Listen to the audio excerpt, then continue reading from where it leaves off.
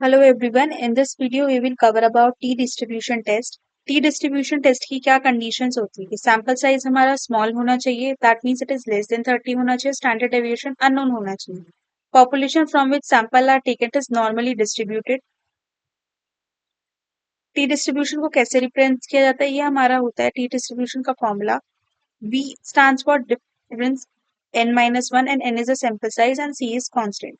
अब हम properties of T distribution अगर पढ़ें, the value of T variable ranges from minus infinite to infinite.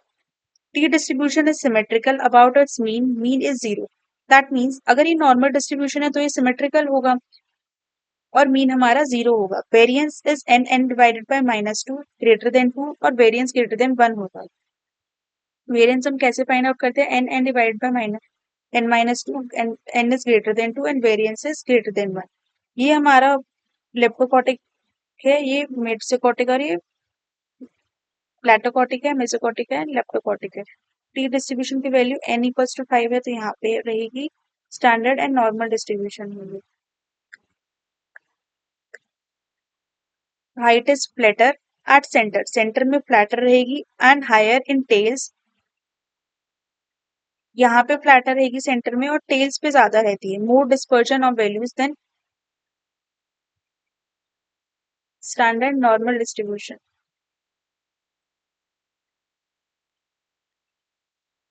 For each of the new difference, there is a different t distribution curve.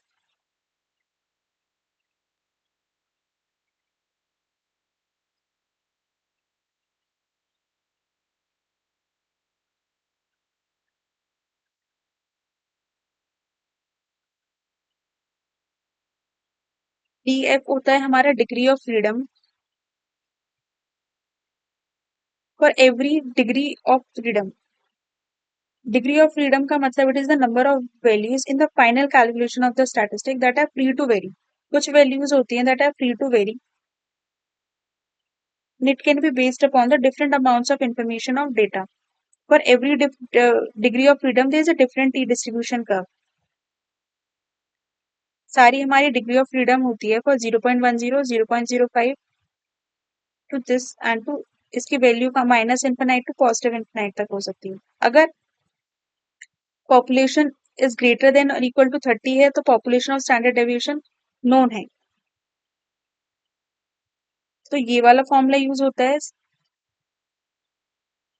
और अगर N sample size हमारा less than 30 है तो और population standard deviation हमारा unknown है तो ये वाला फॉर्मूला यूज होता है. यहाँ पे standard deviation of mean constant रहता है और यहाँ पे standard deviation mean variable stage में.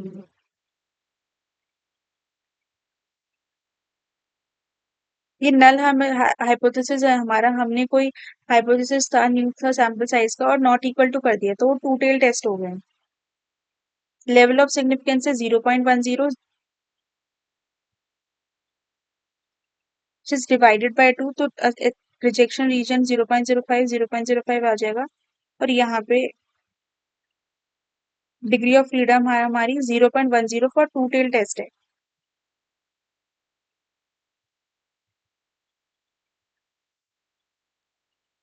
Degree of freedom of two tail test is T8 degree of freedom और 0.10 फॉर टू टेल्स. 1.860 वैल्यू आएगी हमारी T8. डिग्री ऑफ फ्रीडम 0.10 है तो वैल्यू क्या है 1.860.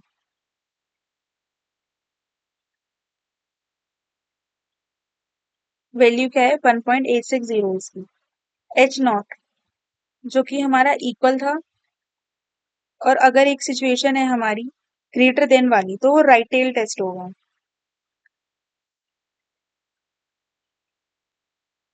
Degree of freedom at 0.05 that is for one tail test. तो भी same ही value यहाँ पे हम प्लॉट कर रहे हैं. डिसीजन क्या होगा? Calculated tabular calculated value of